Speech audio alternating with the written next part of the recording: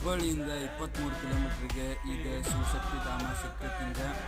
ಇದು ಜಗದೀಶ್ ಧಾಬಾ ವರೂರು ದಾಟಿದ ಮೇಲೆ ನೆಕ್ಸ್ಟ್ ಸಿಗೋದು ಶಿವಶಕ್ತಿ ಧಾಮ. ಅದಾದ್ಮೇಲೆ ತಡಸ್ ಬರ್ತೈತಿ, ಅದಕ್ಕಿಂತ ಮುಂಚೆ ಶಿವಶಕ್ತಿ ಧಾಮ ಬರ್ತೈತಿ.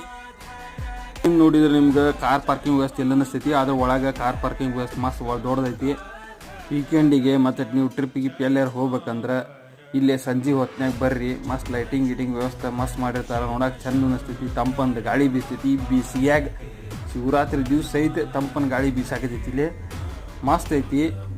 ವೆದರ್ ಅಟ್ಮಾಸ್ಫಿಯರ್ ಎಲ್ಲ ಭಾರಿ ಐತಿ. ಆರಾಮ್ ಒಂದು 2-3 ತಾಸು ಟೈಮ್ ಸ್ಪೆಂಡ್ ಮಾಡ್ಬೋದು. ಮಾಡಿ ದೇವ್ರ ದರ್ಶನ ತೊಗೊಂಡು ಹೋಗ್ಬೋದು. ನಿಮ್ಮ ಊರಿಗೆ ತೊಂದರೆ ಇಲ್ಲ. ಮಸ್ಟ್ ವಿಸಿಟ್ ಪ್ಲೇಸ್ ನೋಡ್ರಿ. ಹುಬ್ಬಳ್ಳಿ ಧಾರವಾಡ ಮಂದಿಗೆ ಇದೆ ಮಸ್ಟ್ ವಿಸಿಟ್ ಪ್ಲೇಸ್.